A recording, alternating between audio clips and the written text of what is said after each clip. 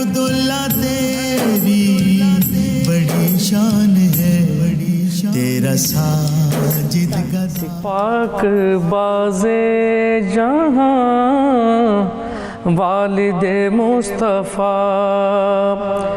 پاک باز جہاں والد مصطفیٰ، پاک باز جہاں والد مصطفیٰ، ہمیں یہ بے کساں والد مصطفیٰ، ہمیں یہ بے کساں والد مصطفیٰ، نور خیر البشر کے امی آپ ہیں، نور خیر البشر کے امی آپ ہیں، آپ سا ہے کہاں والد مصطفیٰ، آپ سا ہے کہاں والد مصطفیٰ، آپ کے واسطے سے ملے ہیں ہمیں، کیا خوبصورت بات کہی ہے، آپ کے واسطے سے ملے ہیں ہمیں، شاہ کون و مکان والد مصطفیٰ، شاہ کون و مکان والد مصطفیٰ، آپ کا نام ایمان کا عکاس ہے، آپ کا نام ایمان کا عکاس ہے، اہل ایمان کی جان والد مصطفیٰ،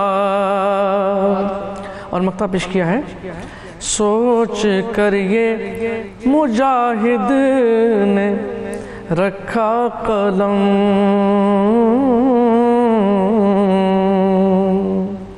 سوچ کر یہ مجاہد نے رکھا قلم، سوچ کر یہ مجاہد نے رکھا قلم، میں کہاں اور کہاں والد مصطفیٰ، میں کہاں اور کہاں والد مصطفیٰ۔ ماشاءاللہ ماشاءاللہ ماشاءاللہ، سبحان اللہ۔ ایک تو کلام اور پھر شفیق بھائی کی آواز، تو چار چاند لگ جاتے ہیں کلام کو بھی، اور پھر بات یہی ہے کہ شفیق بھائی کو جب بھی سنتے ہیں اتنی مٹھاس، اتنی چاشنی، اتنی محبت کہ دل چاہتا ہے کہ وہ پڑھتے رہیں اور سنتے رہیں، لیکن چونکہ گفتگو بھی کرنی ہے تو آپ کو ایک تو السلام علیکم، کیسے ہیں آپ؟ ٹھیک ہے، بہت دنوں کے بعد آپ سے ملاقات ہو رہی ہے، کافی سالوں پہلے آپ سے دوسرے چینل پہ، جی ایسے ہی، لیکن آپ کی آواز سنتے رہتے ہیں، آپ کی آواز کانوں میں رس گھولتی رہتی ہے۔ آج ہم جس ہستی کے بارے میں بات کریں، جیسے کہ شفیق بھائی نے کلام بھی پڑھا کہ آپ کے واسطے سے ملے ہیں ہمیں، آپ کے واسطے سے ملے ہیں ہمیں شاہ کون و مکاں والد مصطفیٰ صلی اللہ علیہ وآلہ وسلم، تو آج اسی ہستی کے حوالے سے بات کریں گے کہ ان کے ہاں کائنات کی سب سے بڑی سعادت کا نور چمکا، نبی پاک صلی اللہ علیہ وآلہ وسلم کے والد محترم، ان کے حوالے سے بات ہوگی کہ ان کا تقویٰ کیسا تھا، ان کی فضیلت کیسی تھی، ان کا حسن و جمال کیسا تھا، کتنی عظیم ہستی تھے، اور پھر جیسے کہ ابھی کہا بھی کلام میں بھی کہا گیا کہ ہم میں اتنی استطاعت نہیں ہے، بساط نہیں ہے کہ ہم ہستیوں کے بارے میں گفتگو کر سکیں، لیکن بحیثیت طالب علم ہم یہ جاننے کی کوشش کرتے ہیں کہ ان ہستیوں سے ہمیں کون کون سی چیزیں سیکھنے کی ضرورت ہے، اور آج ہم اپنی زندگیوں میں کیسے امپلیمنٹ کر کے اپنی زندگیوں کو ان تمام لوگوں کی ہستیوں کو دیکھتے ہوئے کیسے اپنی زندگی سنوار سکتے ہیں۔ تو آج بات کریں گے نبی پاک صلی اللہ علیہ وآلہ وسلم کے والد محترم حضرت عبداللہ بن عبد المطلب رضی اللہ تعالیٰ عنہ کی عظمت اور فضیلت کے حوالے سے بات کرنے کے لیے میرے ساتھ اسلامک اسکالر عین الحق بغدادی صاحب موجود ہیں۔ السلام علیکم عین الحق بغدادی صاحب، کیسے ہیں آپ؟ ٹھیک ہیں؟ وعلیکم السلام ورحمۃ اللہ، اللہ کا شکر، آپ کی دعائیں ہیں۔ بغدادی صاحب، سب سے پہلے جس طرح سے بات کرتے ہیں کہ آپ کے واسطے سے ملے اور آپ شاہ کون و مکہ والد مصطفیٰ صلی اللہ علیہ وآلہ وسلم ہیں، تو آپ کی فضیلت اور عظمت کیا ہوگی کہ آپ کے توسط سے، آپ کے وسیلے سے، آپ کے واسطے سے نبی پاک صلی اللہ علیہ وآلہ وسلم کو اس دنیا میں بھیجا گیا، جن کے لیے یہ دنیا تخلیق کی گئی۔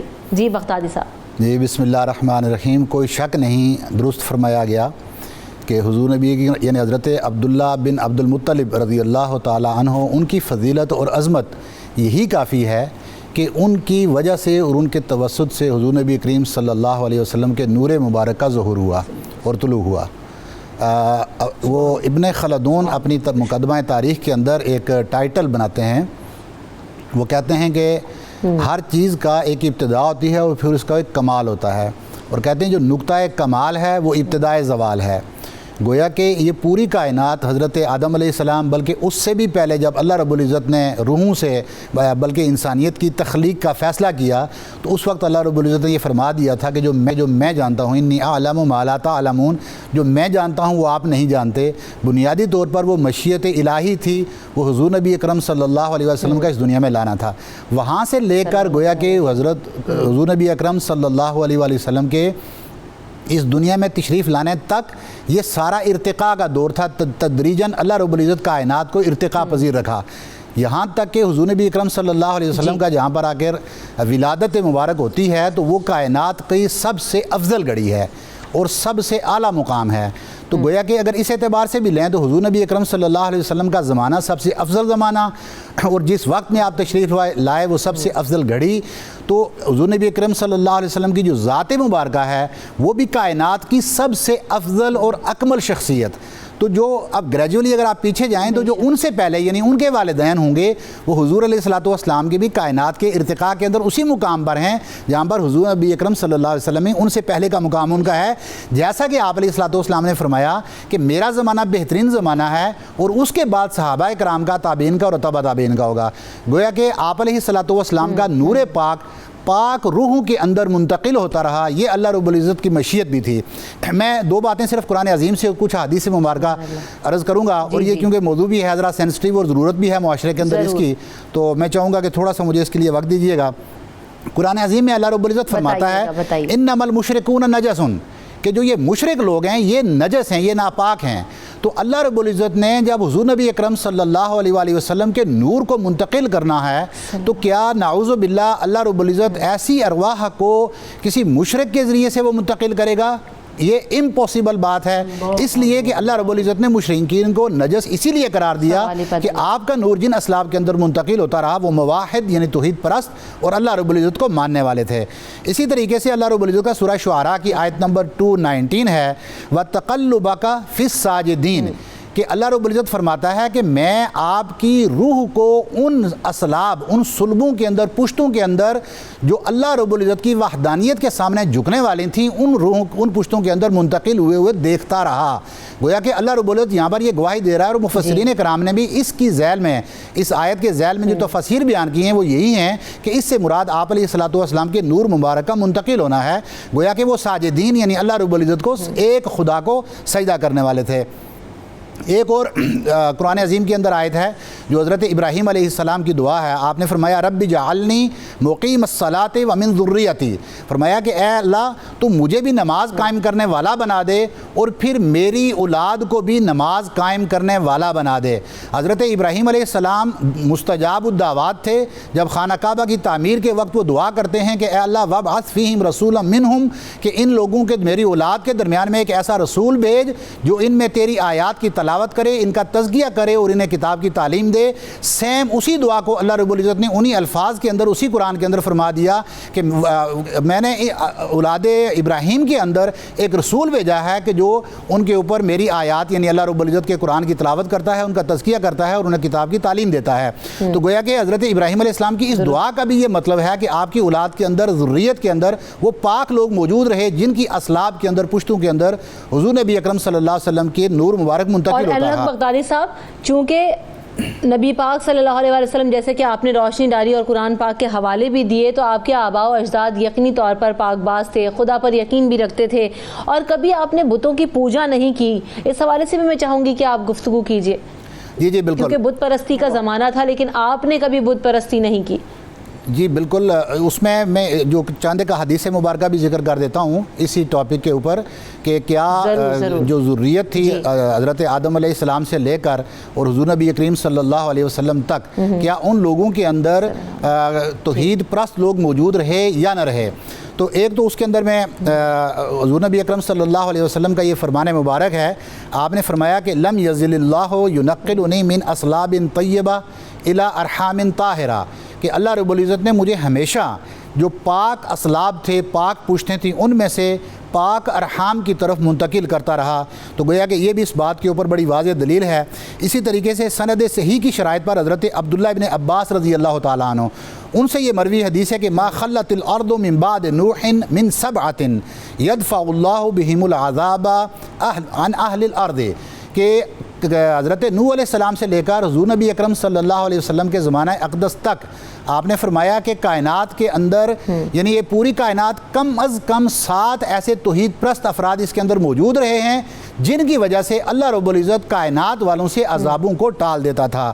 گویا کہ یہ بڑی واضح دلالت ہے اس بات کے اوپر کہ توحید پرست لوگ ہر دور کے اندر موجود رہے اور بدرجہ اولیٰ ہے کہ آپ علیہ الصلوۃ والسلام کا نور انہی ارواح کے ذریعے منتقل ہوا ہو. حضرت عبداللہ ابن عباس سے ہی مروی ایک اور حدیث مبارکہ ہے. آپ فرماتے ہیں کہ میں جب مسجد نبوی میں آیا تو کچھ کفار سے میں نے حضور علیہ الصلوۃ والسلام کے بارے میں کچھ نازیبہ الفاظ سنے تھے. میری طبیعت پہ بڑا وہ شاک گزر رہے تھے. آپ علیہ الصلوۃ والسلام ممبر مبارک پر تشریف لے گئے. اس وقت آپ علیہ الصلوۃ والسلام نے پوچھا کہ میں کون ہوں. صحابہ کرام نے عرض کیا اے نبی کریم صلی اللہ علیہ وسلم آپ اللہ کے رسول ہیں. آپ نے فرمایا میں عبداللہ کا بیٹا ہوں، اور فرمایا کہ اللہ رب العزت نے مجھے بہترین مخلوق میں جو اشرف المخلوقات انسان ہیں ان کے اندر میرا انتخاب کیا. پھر فرمایا مخلوق کے اندر اللہ رب العزت نے 2 گروہ بنا دیے، یعنی عجم کا اور عرب کا، اور جو اس میں سے اچھا گروہ تھا عرب کا اس کے اندر میرا انتخاب کیا. اور پھر فرمایا کہ جب عرب کے اندر بھی قبائل بنائے تو قریش کا قبیلہ سب سے افضل تھا، میرا انتخاب اس قبیلے میں کیا گیا. اور فرمایا کہ قریش کے اندر بھی پھر جب خاندان بنائے گئے تو ان خاندانوں کے اندر بنو ہاشم سب سے افضل خاندان تھا، اس لیے اللہ رب العزت نے میری پیدائش بنو ہاشم کے اندر رکھی گئی. تو گویا کہ یہ وہ تمام باتیں ہیں جو اس بات کے اوپر. اب یہ آپ نے ان کے انتخاب کی بات کی، میں چاہوں گی کہ اب یہ تذکرہ آ ہی گیا ہے تو حضرت بی بی آمنہ کا انتخاب کیسے کیا گیا؟ بغدادی صاحب اس پہ بھی روشنی ڈالیے گا ضرور. بڑی خوبصورت بات. ماشاء اللہ. دیکھیں حضرت آمنہ رضی اللہ تعالی عنہ، وہب بن عبد مناف یہ قبیلہ زہرا، ان کے یہ سردار تھے، بہت اعلیٰ خاندان تھا، اعلیٰ حسب اور نسب کا مالک تھا. اور حضرت آمنہ رضی اللہ تعالیٰ عنہ یہاں سے تعلق رکھتی تھیں. آپ حیا کی پیکر اور حسن و جمال کا ایک آپ کا پیکر تھا، اور آپ بڑی معروف تھیں اس وقت بھی اپنے قبیلے کے اندر حیا کے اعتبار سے، خوبصورتی کے اعتبار سے. حضرت عبداللہ رضی اللہ تعالیٰ عنہ آپ کے بارے میں یہ کہا جاتا ہے کہ کیونکہ نور نبوت آپ کے پیشانی میں چمکتا تھا اس لیے مکہ والے آپ کو مصباح الحرم یعنی حرم کے چاند کے ساتھ آپ کو تعبیر کیا کرتے تھے اور پکارا کرتے تھے. اور آپ جہاں سے بھی گزرتے تھے کہتے ہیں کہ آپ اگر کسی زمین پر بیٹھ جاتے اس نور کی وجہ سے وہ بنجر زمین کے اندر سبزہ اگاتا، اور وہ درختوں کے پاس سے گزرتے تو وہ درخت آپ کے اوپر سلام کہتے، خشک درخت ہوتے تو ہرے بھرے ہو جاتے. یہ وہ حسن و جمال تھا. کہتے ہیں کہ آپ ایک بار حضرت عبد المطلب رضی اللہ تعالیٰ عنہ کے ساتھ تشریف لے کر جا رہے تھے کہیں پر، تو راستے میں قبیلہ بنو اسد کی ایک بہت خوبصورت نوجوان عورت کی ملاقات ہوئی. آپ کے چرچے تو پورے عرب کے اندر معروف تھے. تو جب وہاں سے گزر ہوا تو اس عورت نے آپ کے نور کو جب دیکھا تو پہچان گئی کہ یہ وہی عبداللہ ہیں. نام پوچھا کون ہیں آپ، تو بتایا کہ عبداللہ ابن عبد المطلب رضی اللہ تعالیٰ عنہ. تو اس عورت نے کہا کہ جو آپ کے فدیے کے طور پر، صدقے کے طور پر 100 اونٹ ذبح کیا گیا تھا، میں آپ کو دعوت دیتی ہوں کہ وہ 100 اونٹ آپ میرے سے لے لیں لیکن مجھ سے نکاح کر لیں. لیکن آپ حیا کے پیکر تھے، اپنے ماں باپ کے فرما بردار تھے، آپ نے نہیں کیا. اور بعد میں جب حضرت عبد المطلب رضی اللہ تعالیٰ عنہ نے آپ کے دوستوں کو کہا، جو آپ کے اس وقت کے نوجوان دوست تھے، ان سے کہا کہ عبداللہ سے پوچھیں کہ کس دوشیزہ سے، کس خاندان کی دوشیزہ سے آپ کا نکاح ہوگا. تو یعنی کہ مرضی پوچھی گئی ان کی. تو وہ بڑے حیران ہیں آپ ہوں گے یہ سن کے کہ انہوں نے جواب دیا کہ میرا تو نکاح ہو چکا ہے تو دوسرا نکاح تو میں نہیں کروں گا. وہ دوست ہکا بکا رہ گئے، دوست تھے سارے، کہ یہ کیا آپ کا نکاح کیسے ہو گیا؟ آپ کے تو جو والد ہیں وہ پوچھ رہے ہیں آپ نے نکاح کس کے ساتھ کرنا ہے. تو انہوں نے اس وقت فرمایا کہ میرے خواب میں حضرت ابراہیم میرے جو جد امجد ہیں وہ تشریف لائے تھے، اور انہوں نے مجھے نام لے کر بتایا کہ سیدہ آمنہ جو حضرت وہب کی بیٹی ہیں ان کے ساتھ آپ کا نکاح ہو چکا ہے، اس لیے میرا نکاح ہو چکا ہے. واہ. کیا بات ہے، کیا بات ہے. تو آپ کی نیکی اور پاکیزگی کے حوالے سے بھی میں چاہوں گی کہ ہم اس پہ بھی گفتگو کریں، کیونکہ جو آپ کی فضیلتیں ہیں، جو آپ کی برکتیں ہیں، ہم اس پہ بھی بات کر رہے ہیں. جی دیکھیں، یہ کہتے ہیں نا کہ عرب کے اندر آپ حسن و جمال کے اعتبار سے، اخلاق کے اعتبار سے آپ کا ظاہری بات ہے پورا خاندان معروف تھا. نیکی کے اگر آپ اعتبار سے لے لینا، اور جو بت پرستی کی آپ نے بات کی تھی اس کو بھی ہم اگر ملا لیں دونوں باتوں کو، تو آپ کے جو والد تھے حضور نبی اکرم صلی اللہ علیہ وسلم کے دادا حضرت عبد المطلب رضی اللہ تعالیٰ عنہ، کہتے ہیں کہ جب وہ ابرہہ نے حرم کے اوپر یا کعبہ کے اوپر حملے کی کوشش کی، اس کے گماشتے آئے، اس کی فوج کے لوگ آئے اور وہاں کے اونٹ چرا کر ان کے لے گئے حضرت عبد المطلب رضی اللہ تعالیٰ عنہ کے. تو آپ واپس جب اس کے پاس گئے، اس نے بڑے عزت احترام کے ساتھ کہ اس قبیلے کا سردار میرے پاس آیا ہے، تو شاید کچھ ہمارے مذاکرات ہوں گے، جنگ نہیں ہوگی. تو جب بیٹھے بات چیت ہوئی، اس کے بعد پوچھا کہ آپ کا آنا کیسے ہوا، تو انہوں نے فرمایا کہ میں آیا ہوں کہ آپ کے کچھ گماشتے میرے اونٹ چرا کر لے آئے ہیں، تو میں وہ واپس لینے آیا ہوں. بڑا حیران ہوا، کہنے لگا میں تو یہ سمجھ رہا تھا آپ میرے ساتھ مذاکرات کریں گے کہ میں کم از کم کعبے کے اوپر فوج کشی نہ کروں. تو انہوں نے فرمایا کہ نہیں، میں اونٹوں کا مالک ہوں، میرے اونٹ واپس کر دو، کعبے کا مالک اس کی حفاظت خود کرے گا. اور واپس آ کر آپ نے حتیٰ کہ کعبے کے رہائشیوں کو بھی کہا کہ اس عرصے میں آپ کعبہ چھوڑ کر دور چلے جائیں تاکہ اللہ رب العزت اس کی حفاظت فرمانے والا ہے. اور ایسے ہی حضرت عبداللہ رضی اللہ تعالیٰ عنہ کے بارے میں ہے کہ جب آپ نوجوان تھے اور آپ کی بڑی شہرت ہوئی نیکی کے اندر، تقویٰ کے اندر، آپ کی کرامات کے حوالے سے جب آپ کی شہرت ہوئی، تو اس وقت یہود آپ کے بڑے خلاف ہو گئے اور وہ آپ کی جان کے دشمن بن گئے. ایک بار باقاعدہ انہوں نے ایک موقع تلاش ہر وقت وہ کرتے تھے، آپ شکار کے لیے نکلے تو انہوں نے وہ موقع غنیمت جانتے ہوئے آپ کے اوپر حملہ کر دیا. بتایا جو روایات کے اندر یہ جاتا ہے کہ آپ تو جوان مردی سے ان کے ساتھ لڑ رہے تھے، لیکن آسمان سے فرشتوں کی ایک فوج نازل ہوئی جس نے ان تمام یہودیوں کا قلع قمع کر دیا. تو گویا کہ آپ کی وہ مقام تھا، وہ کرامات تھیں کہ جو کائنات کے اندر ایک ہستی ہیں بہت بڑی. اب ہمیں ایک چونکہ ہم مقام کی بات کر رہے ہیں عین الحق بغدادی صاحب، اس بات کا خیال رکھنا ہوگا. وقت اتنی جلدی گزر جاتا ہے. بالکل، اور ان ہستیوں سے ہمیں اتنا کچھ سیکھنے کے لیے ملتا ہے، اتنا کچھ جان سکتے ہیں کہ وقت کو جو ہے نا وہ کیسے اسٹریچ کریں نہیں سمجھ میں آتا. لیکن جاتے جاتے الحق بغدادی صاحب، رسول خدا صلی اللہ علیہ وسلم کی عملی زندگی سے ہمیں والد کا احترام، عزت اور جو بھی ان کی پریکٹس تھی، میں چاہوں گی کہ آپ جاتے جاتے اس پہ بھی روشن ڈال دیجیے ویری کوئکلی بغدادی صاحب. جی حضور نبی اکرم صلی اللہ علیہ وسلم، دیکھیں ہمارا جو بنیادی فرض یہ بنتا ہے کہ دین اسلام یہ ظاہری بات ہے قرآن عظیم کی صورت میں اور تعلیمات کی صورت میں حضور نبی اکرم صلی اللہ علیہ وسلم بھی ہمارے پاس موجود ہے. لیکن اس پروگرام کی مناسبت سے میں یہ عرض کروں گا کہ ہمیں ہر وہ بات کرنی چاہیے جس میں آپ علیہ الصلوۃ والسلام کی عظمت ابھرتی ہو، عظمت سامنے آتی ہو، اور ہر اس بات سے احتراز برتنا چاہیے، بچنا چاہیے کہ جس میں نعوذ باللہ کسی بھی جگہ پہ وہ تنقیص کا پہلو نہ آتا ہو. جب آپ کے والدین کریمین کی بات ہو رہی ہو تو آپ کتنے جلال میں آ جاتے تھے. اللہ رب العزت آپ کے بارے میں فرماتا ہے کہ وَلَسَوْفَ يُعْطِيكَ رَبُّكَ فَتَرْضَىٰ، اللہ رب العزت آپ کو اتنا دے گا کہ آپ راضی ہو جائیں گے. تو کیا وہ آپ کی رضا نہیں کہ آپ کے آباء و اجداد اور آپ کے والدین کریمین جنت کے اندر ہوں؟ تو اس لیے ہمیں ان معاملات کے اندر بڑی احتیاط برتنی چاہیے، کہیں ایسا نہ ہو کہ یہ وہ چیزیں ہیں جو ہمارے ایمان کو مشکوک بنا دیں اور آخر کار ہم سمجھ کچھ اور رہے ہوں اور چلے کہیں اور چلے جائیں. بالکل ایسے، اور ہمیں اپنی ذات میں جتنی حد تک بہتری ہے اس کی طرح بڑھنا چاہیے، اور جہاں سے ہم جو کچھ سیکھ کے اڈاپٹ کر سکتے ہیں بحیثیت طالب علم، ہمیں اس کی کوشش کرنی چاہیے بظاہر بجانب اس کے کہ ہم ناقد بن جائے. بہت شکریہ عین الحق بغدادی صاحب، آپ نے وقت دیا، اتنی اچھی اور سیر حاصل گفتگو آپ سے ہوئی. جاتے جاتے بھائی پھر میں چاہوں گی کہ کوئی آپ نعت سنا رہے ہیں. اچھا موضوع چل رہا تھا اور اس حوالے سے پھر سرکار کی بات آتی ہے. بالکل، تو ایک ادیب صاحب کا ایک کلام آ گیا ہے، سنائیے. خدا کا ذکر کرے ماشاءاللہ، ذکر مصطفیٰ نہ کرے. خوبصورت کلام. خدا کا ذکر کرے ذکر مصطفیٰ نہ کرے،